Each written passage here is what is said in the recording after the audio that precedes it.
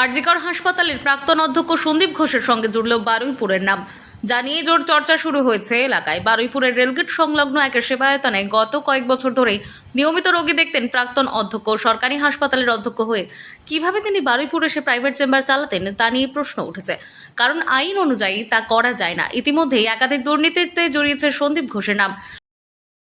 হ্যাঁ, ডক্টর সন্দীপ ঘোষ আমাদের যে রেলগেটের যে ব্রাঞ্চটা আছে ওখানে উনি আসতেন ধরুন। উনি তো প্রথমে সেই 2008-এর দিকে আসতেন, 8-10 এরকম টাইমে 1.5-2 বছর উনি প্র্যাকটিস করেছিলেন, কিন্তু তারপর থেকে দীর্ঘকাল উনি আসেননি। কিন্তু উনি হঠাৎ আপনার এই 2024-এর 4 বা 5 মাসের এরকম টাইম থেকে উনি তখন আবার আসার ইচ্ছা প্রকাশ করেছিলেন বলে উনি বলেছিলেন যে আপনারা তাহলে এখান থেকে আমাদের অফার লেটার যেমন দেওয়া হয়, ওনাকে অফার লেটার দিয়ে বলা হয়েছিল যে আপনার সব ডকুমেন্টস সাবমিট করুন যাতে আপনি এখানে আবার প্র্যাকটিস করতে চান।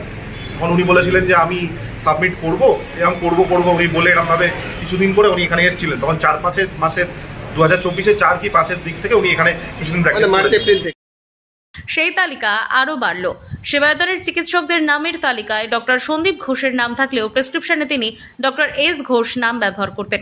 স্থানীয়দের দাবি, প্রকৃত পরিচয় আড়াল করতেই সম্পূর্ণ নাম প্রেসক্রিপশনে লিখতেন না তিনি। সেবায়তনের কর্তৃপক্ষ জানিয়েছেন 2008-2010 সাল থেকেই সন্দীপবাবু সেখানে আসতেন। প্রতি বৃহস্পতিবার সন্ধ্যায় 1 ঘন্টা তিনি রোগী দেখতেন। আমরা এখানে বসার জন্য ওকে অফার লেটার দিয়েছিলাম। ওর কিছু তথ্য জমা দেওয়ার কথা ছিল আমাদের কাছে, কিন্তু উনি তা দেননি। আমরা যে অফার লেটার যেটা পাঠাই, আমাদের এখানে যে কোনো ডাক্তারি বসতে গেলে আমাদের অফার লেটার দেওয়া হয়। এবার সেইটার রেসপেক্টে উনি তখন আমাদের লেটার কোনো এখানে দেননি, পাল্টা কোনো দেননি। না, আমাদের লাস্ট 2-3 মাস ধরে উনি এখানে বসছিলেন। আমাদের এই বিল্ডিং এ বসতেন না, পুরোনো বিল্ডিং এ বসতেন। আমাদের রেল গেটের কাছে যে সেন্টারটা আছে তার দোতলায় উনি তখন আসতেন। দেখুন, সেইটা আমরা তো এই ব্রাঞ্চটায় থাকি, সেইটা আমি এই মুহূর্তে বলতে পারছি না। এইটা আপনি কাইন্ডলি ওই নমিতাদের যদি একবার দেখে কথা বলে নেন সেটা সবচেয়ে বেস্ট হবে। 17 নম্বর ওয়ার্ডে রয়েছে এই সেবায়তন।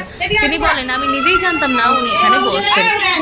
আমিও এ ব্যাপারে সেবায়তনের সঙ্গে কথা বলবো। তবে 9 আগস্ট আরজিকর হাসপাতালে তরুণী চিকিৎসককে নৃশংস খুনের ঘটনার পর প্রাক্তন অধ্যক্ষ সন্দীপ ঘোষের নাম সামনে আসায় তড়িঘড়ি বারুইপুরের সেবায়তন কর্তৃপক্ষ চিকিৎসকদের নামের তালিকা থেকে প্রাক্তন অধ্যক্ষের নাম সরিয়ে দেয়।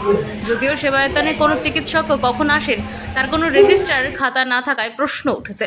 সূত্রের খবর, চলতি বছরের ফেব্রুয়ারি মাস থেকে জুন মাস পর্যন্ত নিয়মিত এই সেবায়তনে আসতেন সন্দীপবাবু।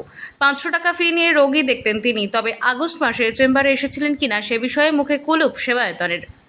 দক্ষিণ 24 পরগনা থেকে সুমন সাহার রিপোর্ট, লোকাল 18 বাংলা।